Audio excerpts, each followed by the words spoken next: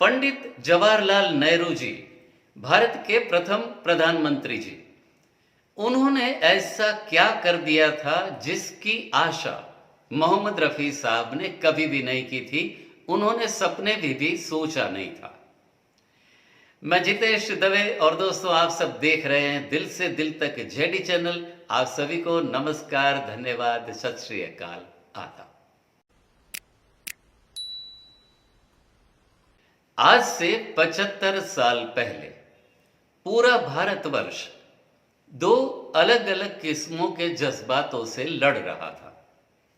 कहीं गम था, कहीं थी खुशियां।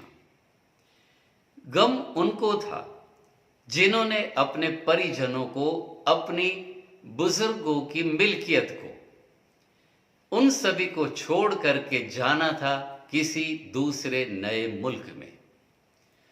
कुछ लोगों के दिलों में बड़ी ही खुशी की लहरें उमड़ रही थी, क्योंकि हमारा पूरा भारत देश आजाद हो गया था 15 अगस्त 1947 को। इसी दोनों मुख्तलिफ किस्म के जज्बातों से सेलिब्रेशन के साथ कहीं गम भी था, लेकिन इन्हीं दो जज्बातों के साथ एक साल मुकम्मल हो गया। 15 अगस्त 1948, जब पूरा भारतवर्ष अपने आजादी की सालगिरह का जश्न सेलिब्रेट करने का सोच रहा था, तब एक फनकार चाहता था कि मैं भी इस सेलिब्रेशन में मौजूद हो जाऊं। वो फनकार थे मोहम्मद रफी साहब। रफी साहब चाहते थे कि जब दिल्ली के लाल किले पर भारत के प्रथम प्रधानमंत्री श्री जवाहरलाल नेहरू जी जब आजादी के जश्न का सेलिब्रेशन तरतीब दे रहे हैं, उनमें कम से कम उनको एक न्योता मिल जाए। भारत के बहुत नामी गिरामी फनकार उस सेलिब्रेशन में मौजूद होने वाले थे। भारत के कई नामी गुलकार उस फंक्शन में जिनको इनवाइट किया गया था, लेकिन रफी साहब को जब इस फंक्शन में मौजूद होने का न्योता मिला तो उनके खुशी का कोई ठिकाना ना रहा। लेकिन ये खुशी मुकम्मल नहीं थी। इससे भी बड़ी खुशी मोहम्मद रफी साहब को इस फंक्शन में मिलने वाली थी। दोस्तों, आज हम जिस स्टोरी को आप सभी से रिवील कर रहे हैं, इस स्टोरी को बेहद ही कम रिवील किया गया है, दोस्तों के साथ शेयर किया गया है। दोस्तों, आप सब समझ सकते हैं कि जिस फंक्शन पर पूरे देश के नामी गिरामी फनकार अपने फन का मुजाहिदा करने वाले हों, जिस फंक्शन पर देश के प्रधानमंत्री जी मौजूद रहने वाले हों, उस फंक्शन पर हर एक फनकार को अपना तयशुदा लिमिट दिया जाता है पेशकश के लिए। मोहम्मद रफी साहब को भी वक्त दिया गया सिर्फ 3 मिनट का। मोहम्मद रफी साहब 15 अगस्त 1948 की उस शाम लाल किले पर अपने फन को पेश करने के लिए नमदार हुए।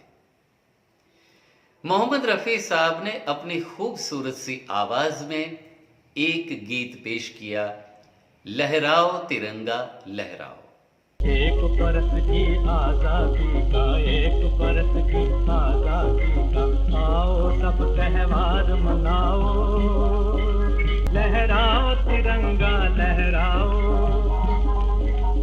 मोहम्मद रफी साहब की इस पेशकश के बाद पब्लिक ने उनका परफॉर्मेंस इतना पसंद किया कि रफी साहब को बार बार अपने फन को पेश करने के लिए इल्तजाएं की गई, रिक्वेस्ट की गई, और प्रधानमंत्री श्री जवाहरलाल नेहरू जी ने भी कहा कि आप अपने कुछ और गीत भी पेश करें।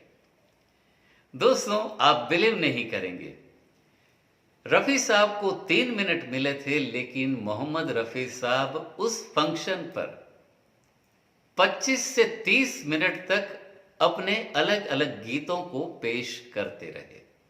लोगों ने उनके फन को बेहद ही पसंद किया, उनकी गायकी को सही मानों में सराहा। लेकिन जो खुशी उनको मिलने वाली थी, ये इतनी ही नहीं थी। सही खुशी का माहौल तो अब आने वाला है। आजादी की सालगिरह का ये फंक्शन जब मुकम्मल हुआ, तब पंडित जी रफी साहब से मिलने खुद आगे आए। उन्होंने रफी साहब को गले लगा लिया और वो घटना घटी जो रफी साहब ने कभी भी सोची तक नहीं थी। पंडित जी ने मोहम्मद रफी साहब को दूसरे दिन अपने घर अपने फन की पेशकश के लिए न्योता दिया। रफी साहब की खुशी का ठिकाना ना रहा। दूसरे दिन वो पंडित जी के घर पर गए। उन्होंने अपना नॉन स्टॉप परफॉर्मेंस दिया नेहरू जी के घर पर। उसके बाद मोहम्मद रफी साहब के और पंडित जवाहरलाल नेहरू जी के कुछ ताल्लुकात ऐसे इंटीमेट हुए कि भारत को जब कभी भी रिप्रेजेंट करना हो, आजादी के गीत के जश्न के जरिए या इंडो चाइना वॉर के मौके पर, जब पूरा भारत देश फाइनेंशियली जूझ रहा था अपने फाइनेंशियल स्टेटस के साथ, फौजी जवानों के दिलों में देशभक्ति की भावना को अगर उजागर करना है, ऐसे बहुत सारे मौके पर पंडित जी ने रफी साहब को आवाज को यूटिलाइज किया, जिनमें एक गाना ये भी था, आवाज दो हम एक हैं। आवाज दो हम एक हैं, हम एक हैं। ये गाना सही मानों में भारतीय समाचार चित्र का एक स्पेसिफिक रील अगर आपको मालूम हो तो हर फिल्म से पहले दिखाया जाता था। उस रील में इस पूरे गीत को दिखाया जाने लगा।